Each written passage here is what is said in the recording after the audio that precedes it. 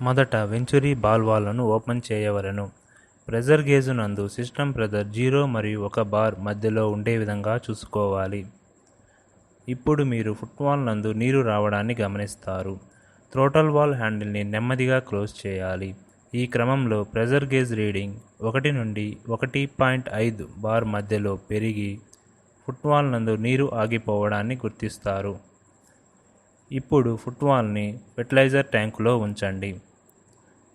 థ్రోటలింగ్ చేయి కొద్దీ ప్రెజర్ పెరిగి సక్షన్ పెరుగును.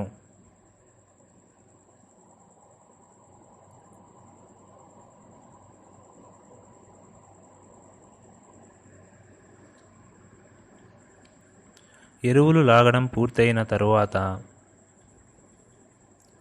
థ్రోటల్ వాల్వ్ హ్యాండిల్ని ఎడంవైపు తిప్పుతూ థ్రోటల్ వాల్వ్ని పూర్తిగా ఓపెన్ చేయండి. ఇప్పుడు 2 బాల్ వాల్వ్లను క్లోజ్ చేయండి.